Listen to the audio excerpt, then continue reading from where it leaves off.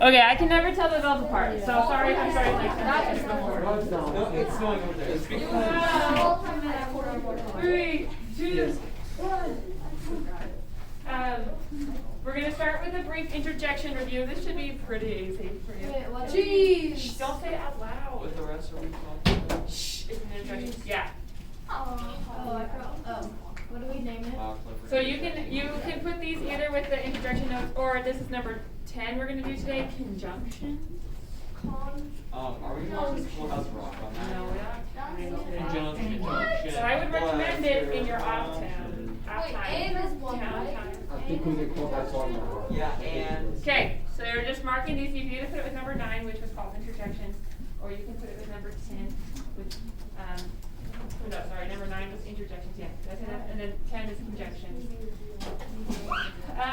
Side note, like the term ends on the 15th of January, so I need all of your legwork by the 14th. I know I keep saying that, but I never remember everything to everyone, so I'm just going to keep saying it, so there's no excuses. Your choice book project, so that means you need to have read it and done the paper by the 15th. You cannot turn that in late because that is the last day of the term, and if you don't turn it in until later, you will just get a 0, which will suck. So please do that. Meantime, over the break, if you are behind, there's still time to get off the procrastination train and get it together. Okay? I'll do that later. Yeah. Maybe you should procrastinate later. Like that should be your motto. Procrastinate tomorrow.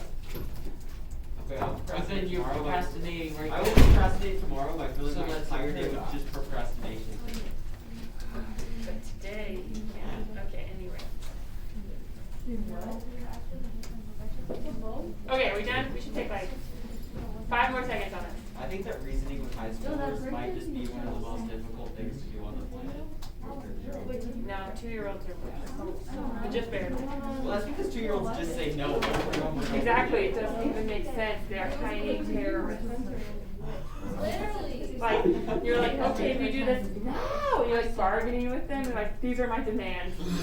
Meet them or die. You know? They're rough, but they're so cute. And then the next minute they're like, love you, and you're like, oh gosh. Will you say no? Sometimes my little nephew punches me, and then I'm like, why are you punching me? And he's like, because I love you. How cute. YOLO. Okay. So, interjections in this. In the first one, where's my interjection? Jeez. Good. Where's my one in the second one? Ah. And the last one. Aww. Well, that was so good. Okay, any questions on any of those? Okay, so conjunctions are a little bit more confusing. We don't have time to watch the video, but I would recommend it if you're bored later. In grammar, a conjunction is a part of speech that connects words. Freeze. Oh, thank you. Sorry. Please. I always do that. Then it's getting like the batteries are dying. Okay. In grammar, a conjunction is a part of speech that connects words, phrases, or clauses. And this is number 10 in your notebook. Conjunction.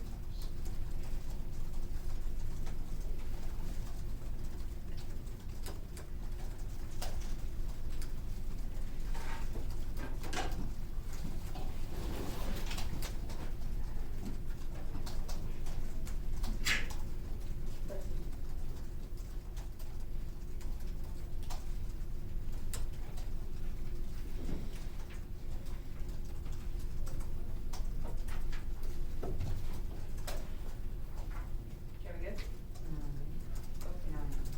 So, with conjunctions, there are 3 different types. And you're going to take notes on them, but when we do like the quiz on the parts of speech, you don't need to label which kind of conjunction it is. But it is good for you to be aware of the different kinds so that you can recognize them when you see them. So, 3 types of conjunctions. The first 2 are the ones that typically people care about. The third one, I like literally have never heard anyone talk about this until I looked it up and I was like, oh, those exist. But they're just a little different. So, the first one is called coordinating conjunctions. And they're easy to memorize because fanboys is the first letter for each one. So, there are only 7 coordinating conjunctions. Okay. The subordinating ones, there's a lot more, but I'll tell you the main ones.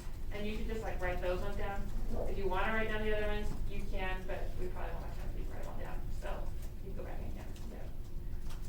They both have different functions, and we'll talk about those on the following slides, which I'm sure you cannot even wait to get to. But, so the big ones in subordinating conjunctions are after, although, as, so the first three A's. And these are kind of all different takes on as, right? They're just kind of bonus words with as. Okay. Because and before are big.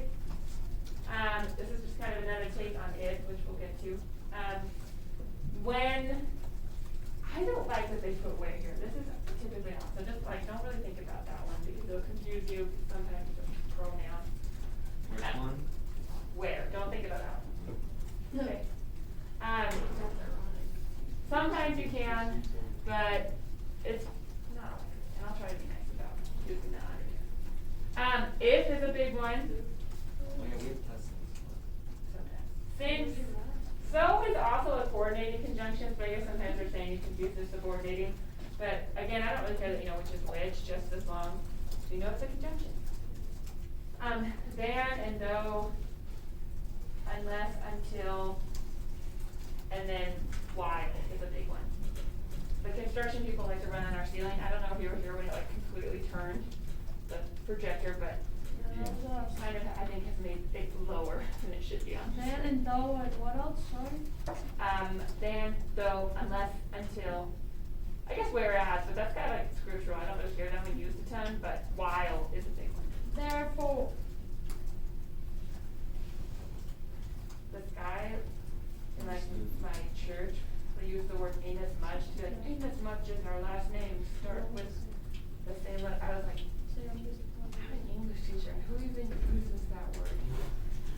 Anyway, I was like, whoa. Okay, so we'll talk about what subordinated conjunctions do in a minute. Correlative conjunctions then, they're kind of made of two conjunctions, right? You need both of them to make the comparison. So, basically, if you can identify one as a correlative conjunction, you'll identify like the other in there too. But these ones are not as common. Be like either this or that. Not only this, but whether or anyway. Those are also they're like not used a ton, so I care a little bit less that you remember those. Okay, so let's talk about these different conjunctions. So fanboys or coordinating conjunctions. Let's look at some examples. I blew it on number 2. So I love cheese, but not blue cheese. We'll just start with 2 since that been blown. What does but do to connect those two sentences or two parts of the sentence? It like connects them together, I guess is what you're trying to say. It replaces the period. Yeah, Yeah. right. So like, I love cheese. Technically, this is combining both a complete sentence because I love cheese is complete. Oh yeah, and an incomplete. Yeah.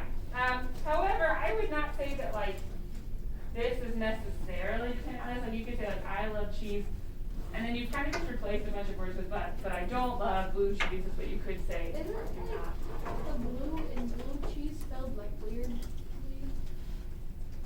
I don't think so. Maybe. I could be totally wrong. Yeah. Not really like up on like my culinary stuff. Okay, so this connects them. It's just like this is an exception for that. Okay.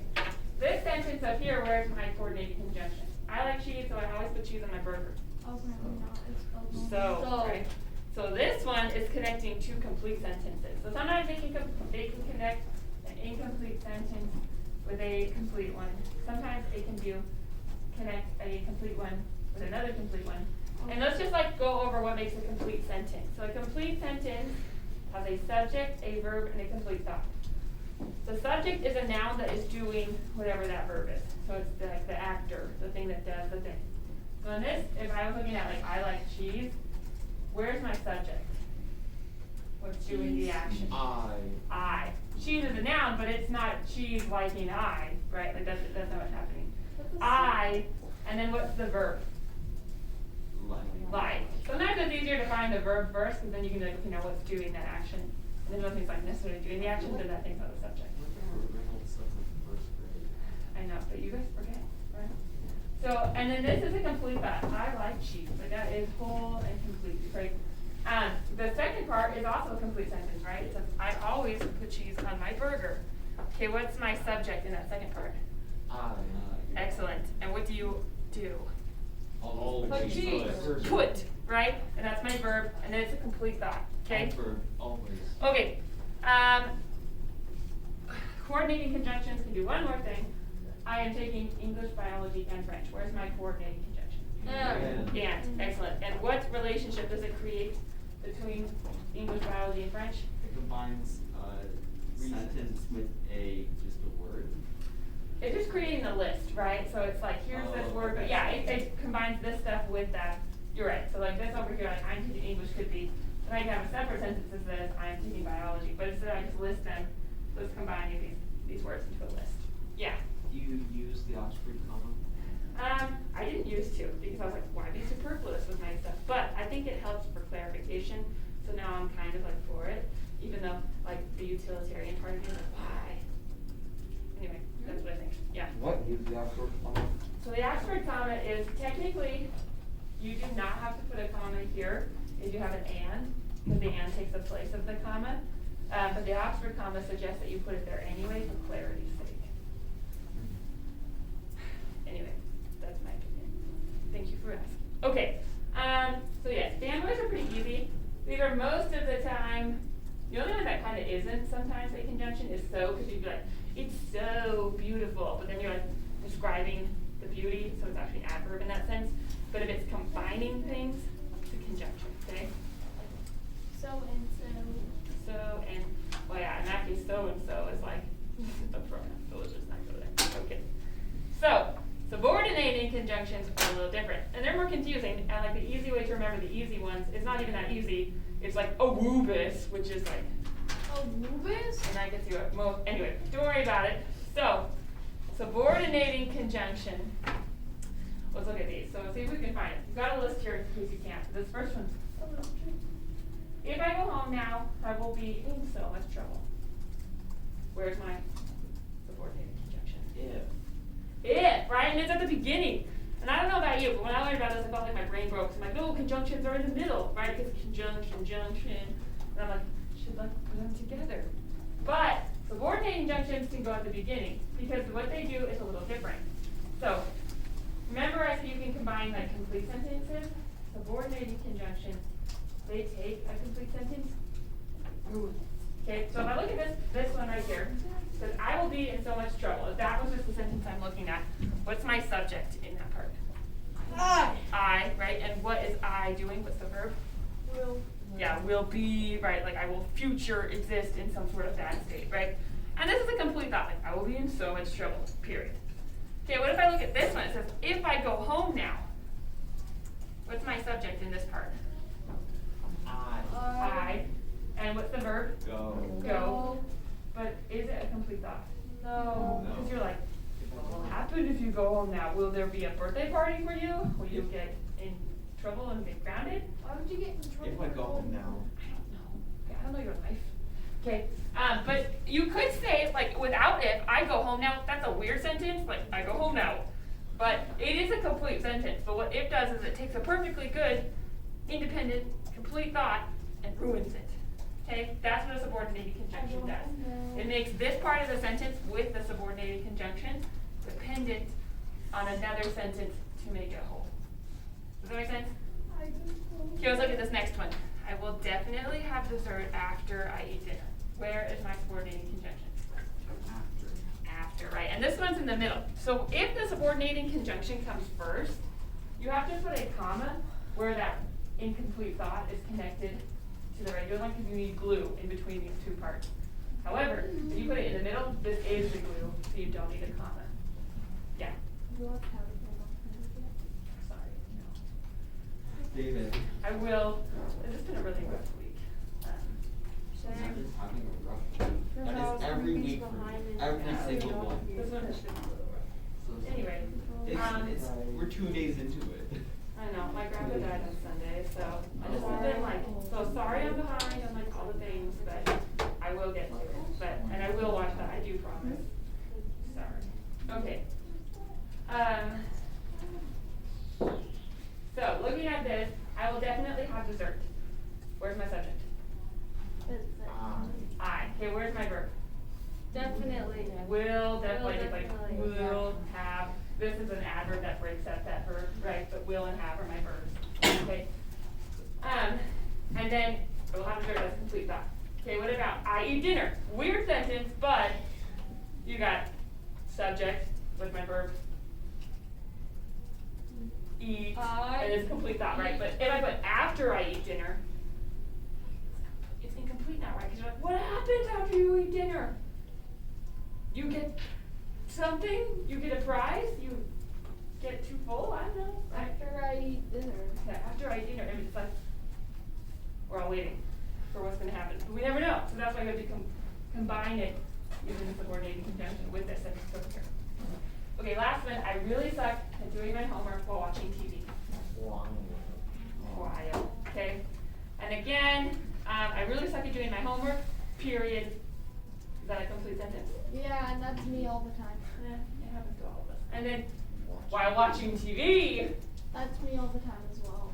what happened? Did the Kool-Aid Man bust through your like wall? I don't know, right? Do you guys remember the Kool-Aid Man? While watching TV, I was Okay, thank you. procrastinating. Some people in my other classes were like, They don't know who the Kool-Aid Man is? or maybe What? they're like too cool to tell me that they knew, but we all know Kool-Aid Man's cool. Oh. Yeah, you Okay, is. if you don't know, Google Kool-Aid Man commercial, One okay? time I drank like half a gallon of Kool-Aid in a day, and I am not disappointed. It was tasty. So, what subordinating conjunctions do, is that they take two words, phrases, or sentences linked by the conjunction, and they're not equal because the part that contains the subordinated conjunction depends on the other part of the sentence to make sense. So that's probably what I would write down, is that the part of the sentence that contains the subordinating conjunction, I just put SC, not Santa Claus, okay, depends on the other part of the sentence to make sense. Santa Claus actually has no bearing on our grammatical structure. Santa Claus, no. We'll come back to these when we start talking about phrases and clauses, because they do them.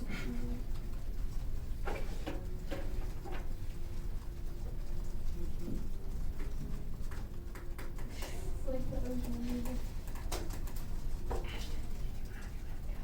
Gosh, dude. She's so disrespectful. She just forgets. This is my grandpa died.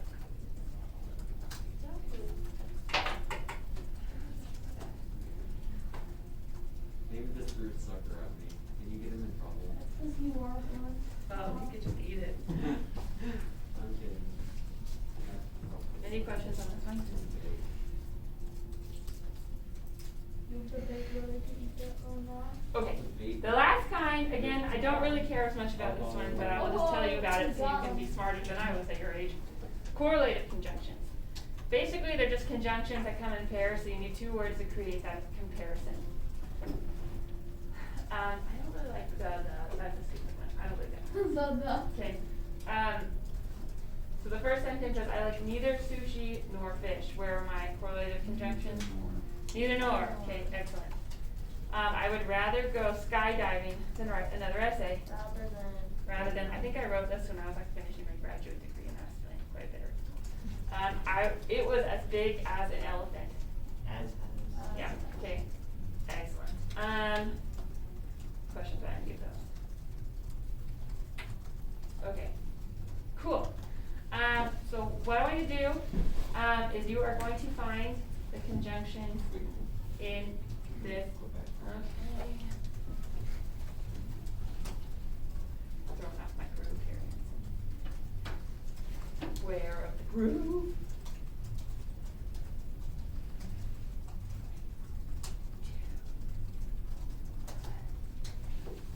Okay, so in these two sentences, I want you to find the conjunction. I'm just going to tell you right off that there is not a conjunction in this one, which is why I hate that they put that on the subordinated conjunction, because I think more often than not, it is not a conjunction. In this case, this is a place. Like, she could be like, at home, she worked at blah, blah, blah, blah, blah. Okay, so this is not. That's just a hint I'm giving you. Okay, so find the conjunctions in the two sentences. You just have to write down the conjunctions. You don't need to write down what type they are. Let's see who are feeling a little extra sick. Then go first. Ooh. Testing our knowledge.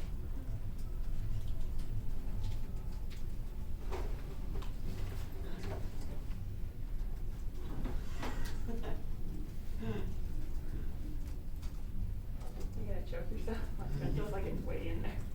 I don't know how safe that is. Oh, you cut it down. Oh, okay. I mean, it's David, so he'll probably be fine. He'll probably just swallow the whole thing. Is the one? I'm taking CPR for a while. Or no, you would need high. See, Shannon? do that. What? Is the one? No, I hate that one too, so ignore that.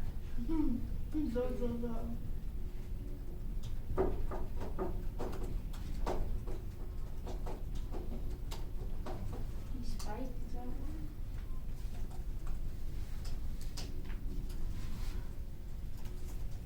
What about up and Okay, up? okay, maybe you should just like write it down and then ask.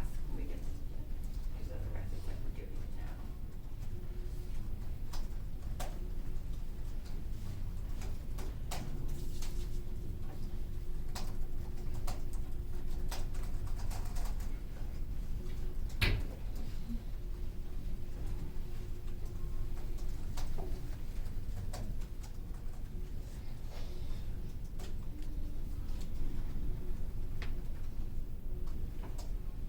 Okay, we good?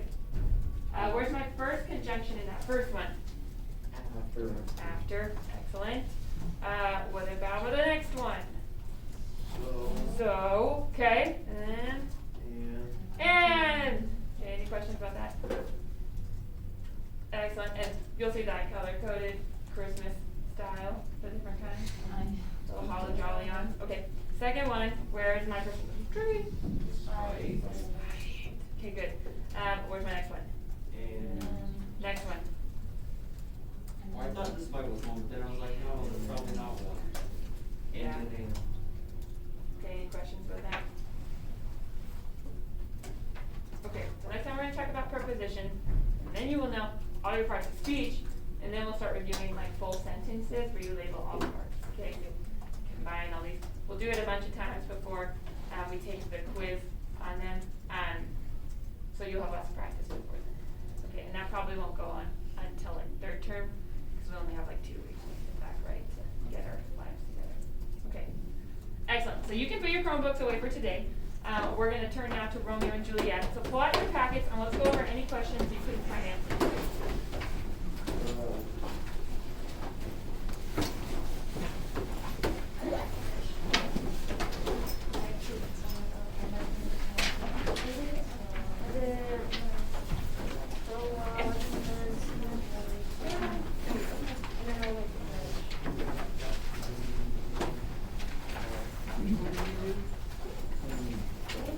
Okay, everyone's packets out, even if you did. Because then you can get the questions people are asking. David, you have a packet? Okay, so you can put that away now. There we go. Ew, he drew a grape. Any questions that you couldn't find answers to? This is your chance to ask. This is your shot. And Hamilton would say, yes. alright, I guess I can't hear him.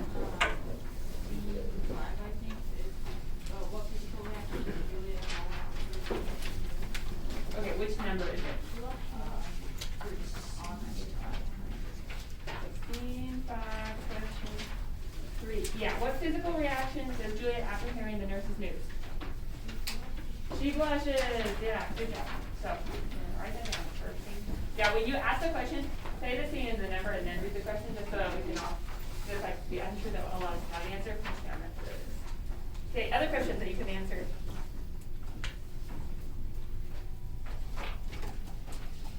Everyone got all the answers? I didn't finish. Yeah, Okay, well, thank you for your concession. And, I already read the whole book because I couldn't stop myself, sorry. that's excellent. I haven't read any of your book. So you got some that are excellent, some. Okay. Any other questions though that you were like, I don't know the answer to that? Going on. Yeah, Eli. Guys, I tell you where, Yes. Yeah, tell us what scene. into number 3, I think I'm on Will you read it on, because my version's just a little different, so what's the question? what does Julia want Romeo to refuse? Yes, his name. Oh no, because it's an enemy to her name, right? Okay, yeah, bring him. Never mind. I was answering this question. Oh, good job. His name. Okay, any other questions? Scene 2. Oh,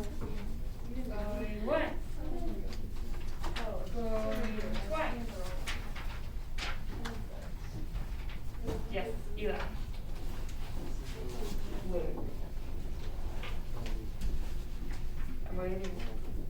I don't know why I didn't pull this one out, so, yeah. Scene 4, number 3. Okay, and read the question. What? I know it's a- Okay, read the question out loud so that they, I don't know how to say it, Mercutio, Graham can take on the T-do, okay, does Mercutio think Romeo could take on Tybalt? Yes, I cannot read it. No, he does not. The answer is just no. Okay, was there a question back here? No. Anyone else? Going once. Going twice. Yes. Scene 3, number 2, what two opposites are found in man? Goodness and humility. Excellent. All right. Going once. Wait, I have a question. Yeah. What are we supposed to read to? So you're supposed to be done with Act 2. So every night you're reading like a full act, which includes all the scenes in it. And it's on Canvas. So I changed the dates because they're stupid on here because the school board was like, psych. Okay, but if you look on Canvas on the weekly overview, it has what you should be doing. It has the date, and then that's your homework that night. Yeah. So tonight you're gonna read all of Act 3. Yeah. So over fall or Christmas break, do we just finish it? Yes. Finish the entire book? Yes.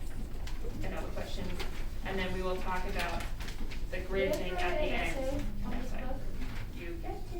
It's an opportunity for learning and growth. Yeah. But it's in class and it's timed, so then it's like done. That's scary. You'll be fine. I'm so bad. I promise. We'll prepare for it. You're gonna be so good. I know it. Okay. Any other questions? Hello. Okay. Then we are gonna watch Act 3 Scene 1. Okay. Thank you.